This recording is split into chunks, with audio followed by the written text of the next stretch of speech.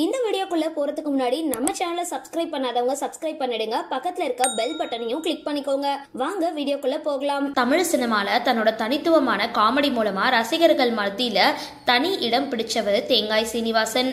தற்பொழுது இவர் உயிருடன் இல்ல அப்படின்னாலும் அவரோட பேரன் தமிழ் சினிமால நடிகரா தன்னோட சினிமா வாழ்க்கையை தொடங்கி இருக்காரு. தமிழகத்தோட தூத்துக்குடி மாவட்டத்தில் 1937 ஆண்டு பிறந்தவர் ஸ்ரீனிவாசன். பின்னால தேங்காய் சீனிவாசன் அப்படின்னு அறியப்பட்ட இவர் 1965 ஆண்டு ஒரு விரல் அப்படின்ற படம் மூலமா சினிமாவில் அறிமுகமானாரு. கிருஷ்ணா ராவ் நாயகனா நடிச்சிருந்த இந்த படத்துல தேங்காய் சீனிவாசன் சிஐடி அதிகாரியா நடிச்சிருப்பாரு. இந்த படம் பெரிய வெற்றி படமா அமைஞ்சிருந்தது.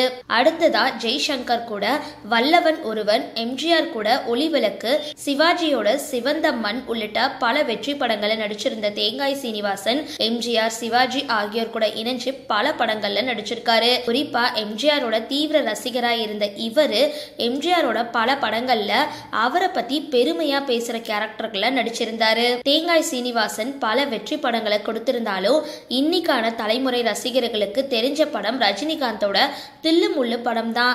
இந்த படத்துல அவரு சீரியஸா நடிச்ச பல காட்சிகள் காமெடியோட உச்சமா இருக்கும். காலம் கடந்து இந்த படம் ரசிகர்களோட எதிர்பார்ப்பை பூர்த்தி செய்யக்கூடிய ஒரு படமா அமைஞ்சிருந்தது. கடைசியா 1987 ஆண்டு சிவாஜி நடிப்புல கிருஷ்ணன் வந்தான் அப்படின்ற படத்தை தயாரிச்சிருந்தாரு. தேங்காய் சீனிவாசனுக்கு அதுவே கடைசி படமா அமைஞ்சிருந்தது.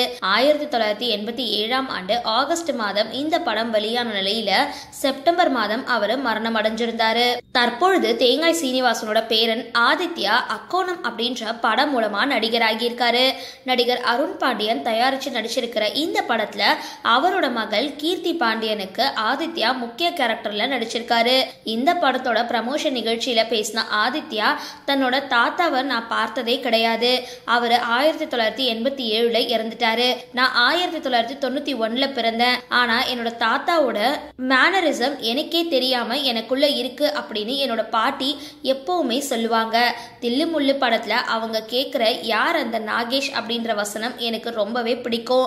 எனக்கு அவரை போல வில்லன், காமெடி ஆகிய கேரக்டர்ல நடிக்க தான் ஆசை, ஹீரோ ஆசை இல்ல அப்படின்னு சொல்லியிருக்காரு. சரி, இந்த வீடியோ பத்தின உங்களோட கருத்துக்களை கீழே கமெண்ட் பாக்ஸ்ல போஸ்ட் பண்ணுங்க.